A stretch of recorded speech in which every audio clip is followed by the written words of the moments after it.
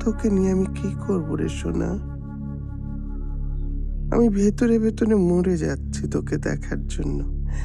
একবার তোর মুখটা দেখার পর ওরা যদি আমার গলা টিপে মেরেও ফেলে, আমার কোনো দুঃখ থাকবে না। কিন্তু আমার যে কোনো উপায় নেই সোনা। ওরা তোকে বলবে জারজ, আর আমাকে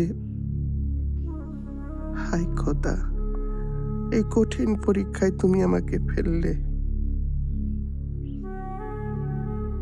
অ্যাবর্শন কি সহজ এক শব্দ, অথচ আমি জানি আমার মতো অনেকে এই কঠিন প্রক্রিয়ার মধ্যে দিয়ে যাচ্ছিল। আমারও যেতে হবে। আমার কোনো উপায় নেই রে বাবা।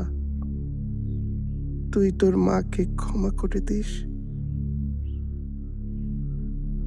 বেহেস্তের বাগানে ফুল পরীদের সঙ্গে তুই যখন খেলা করবি, আমি তোকে খুঁজে নেব।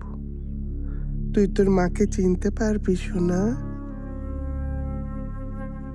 হায় খোদা, এ আমি কি করলাম? আমি খুব অপরাধ করে ফেলেছি। হ্যাঁ, সবাই বলবে অপরাধ, মস্ত বড় পাপ। পাপ, আমি জানি অপরাধের বোঝা আমাকে বইতে হবে সারা জীবন। কিন্তু সোনা, আমি পারলাম না। ডাক্তার নার্সরা আসছে, ভেতরে নিয়ে যাবে। ওহ, কি যে হলো! মনে হলো ভেতরে তুই একটু নড়ে উঠলি। ডাক্তাররা খুব দ্বিধা করছিল, ভাবছিল এত দেরিতে কাজটা করা ঝুঁকি। শুনে বিশ্বাস করবি, আমি আমার জীবন নয়, ভাবছিলাম শুধু তোকে নিয়ে। আমি মহাপাপিনী, কিন্তু আমার সুখ একটাই, আমি তোকে বাঁচাতে পেরেছি। আমার সোনাকে হারিয়ে যেতে দেইনি। কিভাবে কোন অবস্থায় আমি ওদের হাতে ধরা পড়েছিলাম শুনবি? কুত্তার বাচ্চারা আমাকে নিয়ে কি করলো শুনবি? তুই ছোট মানুষ, বুঝবি না। শুধু মনে রাখিস, তোর মা নিজের জীবনের সবচেয়ে বড় সর্বনাশকে নিজের কাছে টেনে নিয়েছিল শুধু স্বাধীন বাংলাদেশ দেখার জন্য। এর জন্য তোর মার কোনো দুঃখ নাই।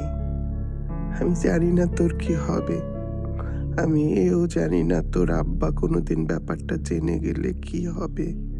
কিন্তু আমার একটাই সুখ, তোর জন্ম হয়েছে স্বাধীন বাংলাদেশে।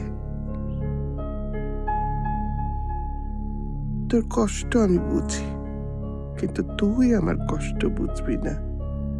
তুই বুঝবি যেদিন তুইও আমার মতো সন্তানের বাবা হবি, সেই দিন বুঝবি সন্তানের ব্যথা কত বড়।